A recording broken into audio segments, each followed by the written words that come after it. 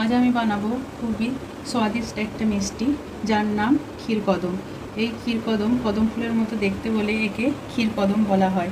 চলুন বানাই ক্ষীরকদম। সুশিস লাইফস্টাইলে আমার প্রিয় দর্শকদের অনেক অনেক স্বাগত। আজ আমি বানাবো ক্ষীরকদম। ক্ষীরকদম বানাবার জন্য প্রথমে আমি এখানে দুধ বসিয়ে নিয়েছি। এটা আমি গরুর দুধ নিয়েছি। এটাকে ভালোভাবে আমি ফুটিয়ে নিয়েছি। এবার আমি ফ্লেমটাকে বন্ধ করে একটু ঠান্ডা করতে দেবো। এবার দুধটা একটু ঠান্ডা হলে আমি এখানে 2 চামচ মতো নিয়ে নিয়েছি ভিনেগার আর 1 চামচ জল ভালোভাবে মিশিয়ে এই দুধের উপর দিয়ে দেবো। প্রথমে ছানাটা কাটিয়ে নেব এইভাবে। এখানে দেখুন ছানাটা কেটে গেছে। এবার আমি এটা এখানে পাতলা সুতির কাপড় নিয়ে নিয়েছি একটা পাত্রে। এইভাবে ছানাটাকে ছেঁকে নেব।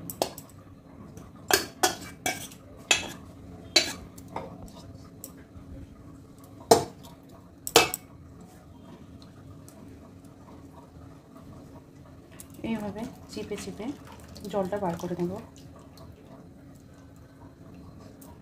দিয়ে এই জলটা আলাদা সরিয়ে রেখে দিয়ে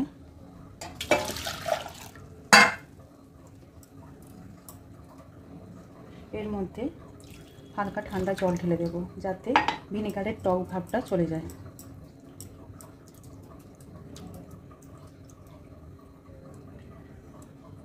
এবার ভালোভাবে চিপে এক্সট্রা জলটা বার করে নেব।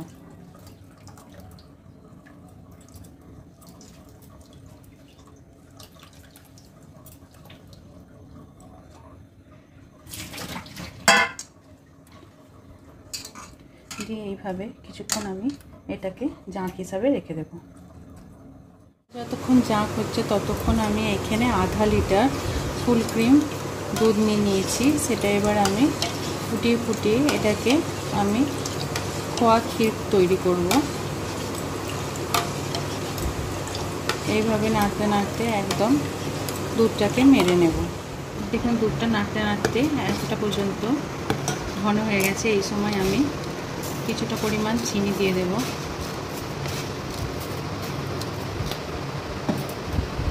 আর দিয়ে দেবো কিছুটা পরিমাণ গুঁড়ো দুধ। দিয়ে ভালোভাবে নেড়ে এটাকে একটা পাক তৈরি করে নেব। এই ক্ষীরটা এবার আমি একটা পাত্রে নিয়ে নিয়েছি। ক্ষীরটা কিছুক্ষণের জন্য আমি ভালোভাবে ঠান্ডা হতে দিয়ে দেব। এবার অন্যদিকে আমি একটা পাত্রে জাঁক দেওয়া ছানাটাকে নিয়ে নেব।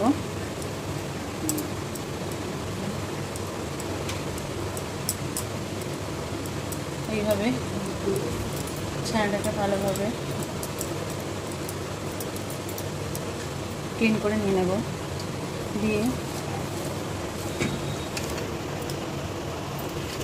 এইভাবে ভালোভাবে মলে নেব ছানাটাকে। প্রথমে কিছুক্ষণ ধরে হাতের তালু দিয়ে এইভাবে প্রেস করে করে ছানাটাকে ভালোভাবে মসৃণ বানিয়ে নেব। ছানাটাকে ভালোভাবে মলে মলে এরকম মসৃণ করে নিয়েছি। এবার আমি ঘিয়েতে 1 চামচের মতো সুজি ভিজিয়ে রেখেছিলাম, সেটা আমি দিয়ে দিলাম। আর 1 চামচের মতো দিয়ে দিলাম ময়দা। এবার এই সমস্ত জিনিসটাকে ভালোভাবে আমি আবার ঠেসে নেব। দিয়ে একবারে একটা মসৃণ ডো করে নেব। ছানাটাকে ভালো করে ঠেসে নিয়ে 1 চিটকি আমি দিয়ে দেবো ফুড কালার। এবার এই কালারটাকে ভালোভাবে ছানার সাথে একবারে মিলিয়ে নেব, যাতে সমানভাবে ছানার সাথে মিশে যায়।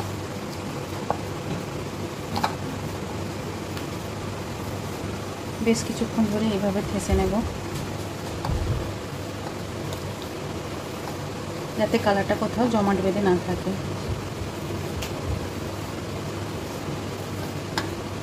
দেখুন কালারটা সমানভাবে ছানাটার সাথে মিশে গেছে।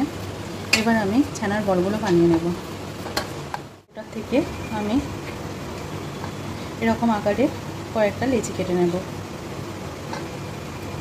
প্রথমে সমানভাবে প্রত্যেকটা লেচি এভাবে কেটে নেব।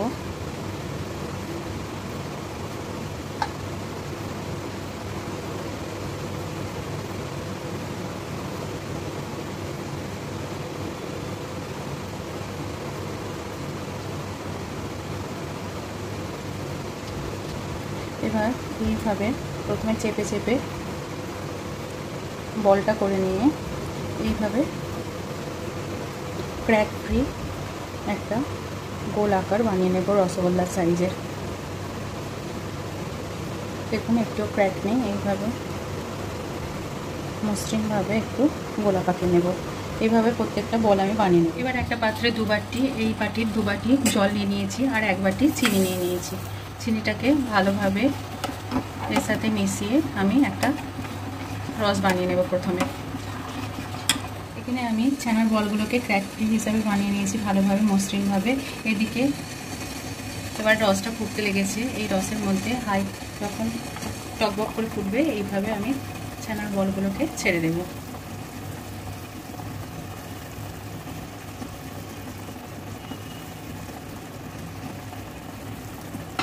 এইভাবে সমস্ত ছানার বলগুলোকে ছেড়ে দেওয়ার পর আমি হাই ফ্লেমে 5 মিনিটের জন্য এইভাবে ঢাকনা দিয়ে দেব। এবার 5 মিনিট বাদে আমি ঢাকনাটাকে সরিয়ে নেব। দেখুন ছানার বলগুলো আস্তে আস্তে ফুলতে লাগছে। এইভাবে একটুখানি করে নাড়িয়ে নাড়িয়ে ছানার বলগুলোকে সিদ্ধ করে নেব। এবার আরও 30 মিনিটের জন্য আমি এইভাবেই ছানার বলগুলোকে সিদ্ধ করে নেব। এইভাবে দেখুন আধা ঘন্টা পর আমি গ্যাসটা বন্ধ করে দিয়ে কিছুক্ষণ রসগোল্লাগুলোকে রসে ডুবিয়ে রেখেছিলাম। এবার একটা ছোটো বাটিতে ধীরে ধীরে রসগোল্লাগুলো এরকম তুলে নেব।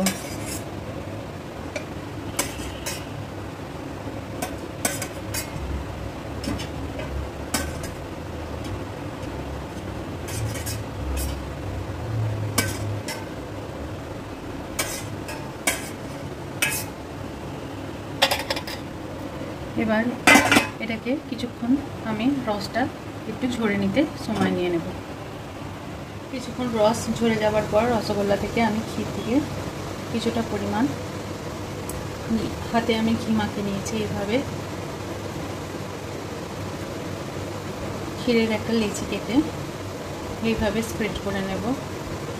স্প্রেড করার পর একটা রসগোল্লা এইভাবে তুলে নিয়ে চারিদিকটা এইভাবে মুড়ে নেব।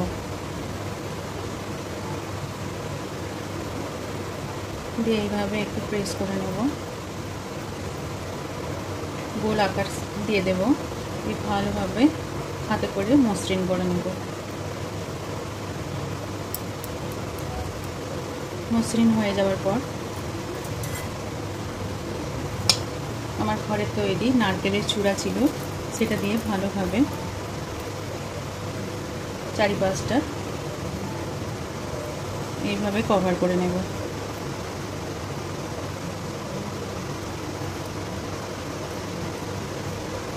এইভাবে চারিপাশটা একটা লেয়ার দিয়ে নেব নারকেলের চূড়ার। এখানে আমার একটা ক্ষীরকদম্ব তৈরি হয়ে গেল।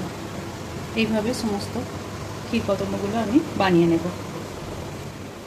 ক্ষীরকদমগুলো প্রত্যেকটা আমি নারকেলের চূড়া দিয়ে ভালোভাবে সেট করে বানিয়ে নিয়েছি। একদম কদম ফুলের মতো দেখতে বলে একে ক্ষীরকদম বলা হয়। দেখুন কতটা দেখতে সুন্দর হয়েছে। ক্ষীরকদম মিষ্টি আমি খেতে দেখাবো। একটু সেট হওয়ার পর আমি ধীরে ধীরে এটাকে কাট করে নেব। দেখুন কতটা সুন্দর লাগছে, এটা খেতে অপূর্ব হয়। ক্ষীরকদম খেতে খুবই স্বাদিষ্ট হয়। এই ক্ষীরকদমের রেসিপি যদি আপনাদের ভালো লেগে থাকে আমার চ্যানেলটিকে সাবস্ক্রাইব করবেন, আমার ভিডিওগুলো শেয়ার করবেন। ধন্যবাদ।